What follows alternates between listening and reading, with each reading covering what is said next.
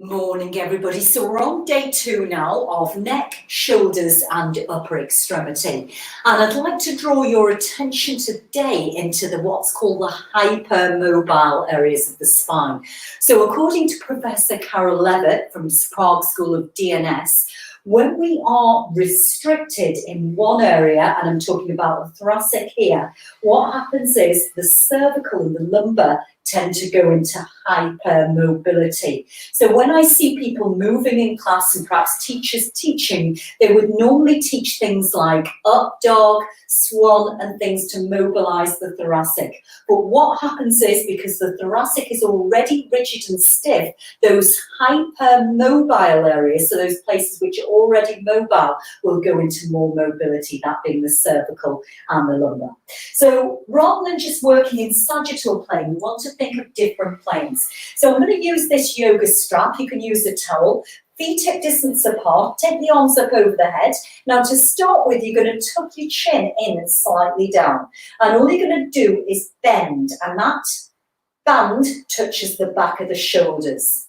Now the reason why I'm starting standing today, again, when you are weight bearing through the wrist, doing any sort of exercise, including yoga, Pilates, functional training, CrossFit, or whatever, if your thoracic is restricted, the load tends to go through the wrist. So this is my experience after 25, 30 years of teaching. A restricted thoracic can affect the wrist. So when people are saying to me, wrist pain, it's not always weak wrists. It's the foundation and the way that line of gravity is transferring.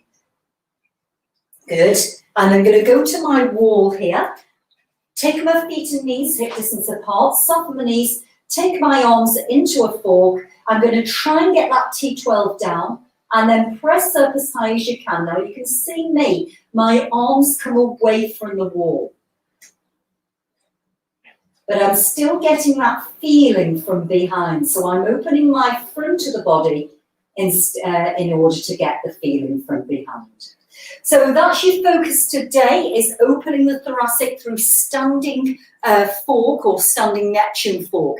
And if I bring my hand close to the screen, everybody, you can see my hand there. So when you are pressing down, most people who are restricted in the thoracic tend to press through the heel of the hand. They don't get these pressure points down, and you can see this very clearly. So again, it's all to do with shoulder placing, your thoracic, your scapula, and there's no right or wrong. You need to develop this through a series of either movements which are done somatically, movements which are done specifically to work on slow and fast twitch fibers. And then as you start to change the positioning of your connective tissue and change the reaction of tissue, then you'll see the results.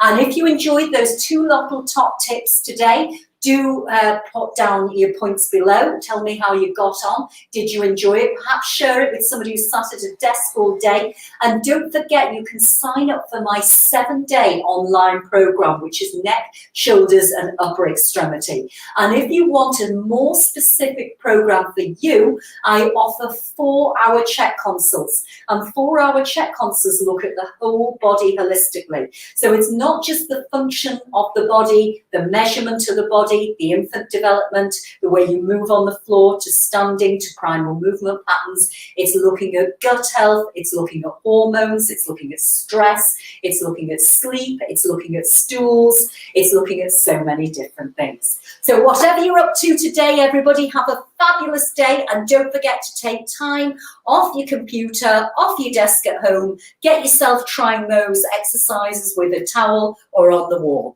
Have a fabulous day, everybody. Take care.